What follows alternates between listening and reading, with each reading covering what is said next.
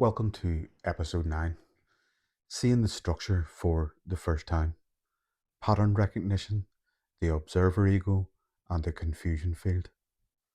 Before we go any further, I want to orient you properly because where you are right now matters. If you've just been discarded and you're only beginning to suspect that narcissistic abuse might be what you've experienced, then there are two things I want you to do in tandem. First, go to Sam Vaknin and begin learning about narcissistic personality disorder and the relational dynamics of the shared fantasy. That work is foundational. It explains the narcissistic psyche with a level of precision that simply doesn't exist anywhere else. At the same time, stay here. Don't leave this space because what I'm doing is something different. Sam's work will help you understand what you were in. My work will help you understand what happened to you.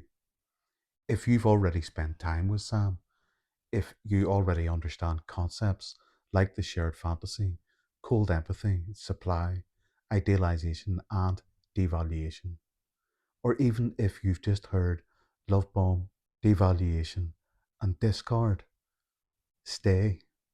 You will recognize yourself in this episode immediately. What this episode will give you is a foundational orientation, a way of beginning to see your relationship not as chaos, not as personal failure, but as a pattern structure that you couldn't see while you were inside it. So, wherever you are in your learning, listen carefully. This episode is not about recovery steps. It's definitely not about moving on. It's about learning how to see clearly, calmly, and without self attack. What actually happened? Because collapse becomes survivable the moment the mind stops searching blindly and starts recognizing structure. That's what we're doing now. Part 1. The first structure you must learn to see. Everything starts with the narcissistic relational cycle laid out through Sam's lens. Auditioning, idealization, hypercathexis, the energetic imbalance, devaluation, internal discard, and internal and external Hoover loops, decathexis, discard, anticathexis, their rerouting of energy into a new shared fantasy with a new person. That's the skeleton. But here is the truth. Most survivors don't struggle because they don't know the terms. They struggle because even when they learn the terms, they still can't see their own relationship inside them. Because the relationship was not lived as a sequence, it was lived as a fog, and that fog is not accidental. That fog is the mechanism. Part 2. You have to learn to see patterns, not as a participant, as an observer. This is where we introduce the only thing that can carry you out of confusion, the observer ego, not the wounded self, not the pleading self, not the apologizing self, not the frantic self, not the shame self, the observer. Because inside the relationship, you were not observing, you were relating, you were trying to make it work, you were trying to repair, you were trying to explain, you were trying to stabilize. And while you were doing that, they were doing something else.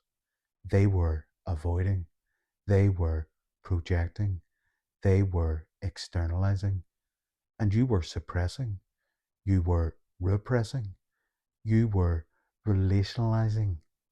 So the relationship became a perfect machine. They externalized confusion. You internalized it. That's the structure. And that's why in the relationship, you become blind. Not stupid, blind. Because you were inside the shared fantasy. And the shared fantasy does not permit perception. It permits coherence. And coherence is maintained by suppression. Part 3, the confusion field, where the relationship actually happened. This is the part almost nobody teaches properly, except for Sam. The relationship does not primarily unfold in the events, it unfolds in the confusion field between their projection and your repression. Let me say that again because it's the center between their projection and your repression is where the relationship takes place. That is the fog. That is the what just happened. That is the I'm not sure if I'm being unfair. That is the they didn't mean it like that. That is the maybe I'm too sensitive. That is the oh I don't want to overreact. That is the it's complicated. That is where their speech patterns operate.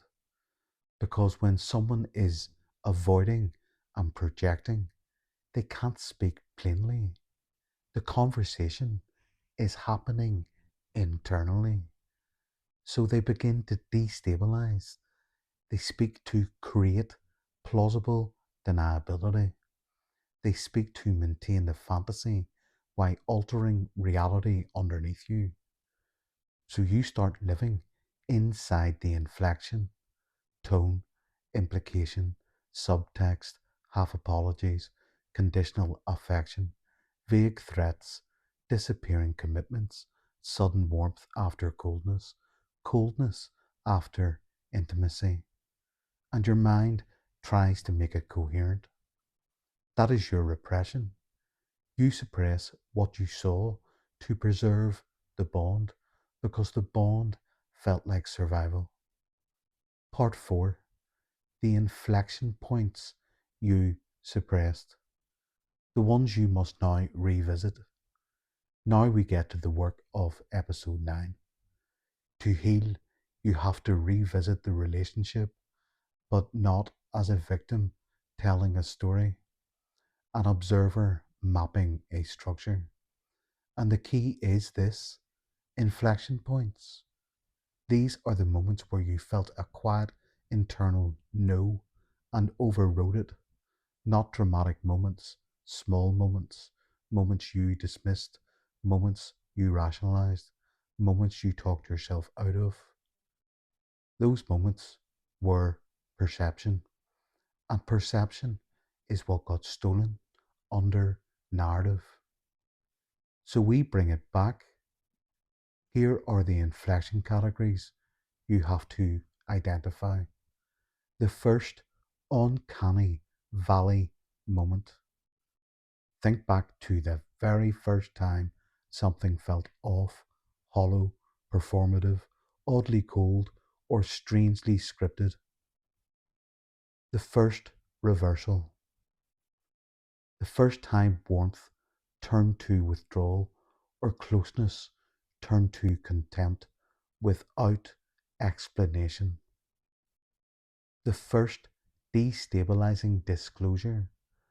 The first time they told you something that should have made you step back, but it was wrapped in vulnerability, sexuality, trauma, or honesty. The first triangulation, a person, an ex, an admirer, a friend, a story, anything that placed you in comparison and uncertainty. The first punishment for a boundary, the first time you asserted a need and were met with sulking, rage, withdrawal, ridicule, or silent treatment. The first, gaslighting by equivacy pivot, not psychopathic gaslighting, gaslighting by equivacy. The first time you left a conversation feeling wrong without being able to explain why. The first time you apologized for their behavior. That is a huge marker. The moment you took responsibility for something you didn't do to stabilize the bond. Those are inflection points. Those are the beginning is the end seeds. Was those moments repeated, or what later become the fracture at discard? Part 5. Why you couldn't see it while you were in it. Now we tell the truth plainly. You didn't see it because you were idealizing, you were hoping, you were bonding, you were suppressing. And the deeper the devaluation cycles went, the more hope you poured into them. That's not irrational. That's how the shared fantasy holds. Because hope in devaluation is the glue of the bond. You start believing, if I just explain better, if I just love better, if I just calm them, if I just don't trigger them, if I just fix myself. That is repression turned into strategy. It becomes the seat of our own narrative forging later on in our own confabulation. This makes you work harder inside a structure designed to keep you uncertain so you don't see the pattern. You live inside the fog. Part 6. The map move here. The first real step towards coherence. Here's the practical move for this episode. Not go no contact, because that's a law. Not forgive. Not heal your inner child. This, rebuild the relationship as a pattern map from third person point of view. And you do it in 3 passes. Pass 1, timeline skeleton, start, middle, end. No emotion, no analysis, just events. Pass 2, inflection points. Mark every moment you felt off and overrode it. Part 3, the confusion field. For each inflection point, write 2 lines only. What they did, avoidance, projection, externalizing. What you did, suppression, repression, or rationalizing. That's it. When you do that, something begins to happen. The relationship stops being a mystery. It becomes patterned. And when something becomes patterned, the psyche stops searching for meaning in the wrong place. That search is what fuels collapse and deepens our conversations with the narcissistic interjects. Part 7. Why this episode protects you from re entry. If you don't do this work, what happens? You remain vulnerable to re entry into new shared fantasies or to be hoovered. Because the only thing that prevents re entry is not confidence, it's pattern recognition. A survivor without pattern recognition is a survivor with open gates. And when you're in collapse, open gates are lethal.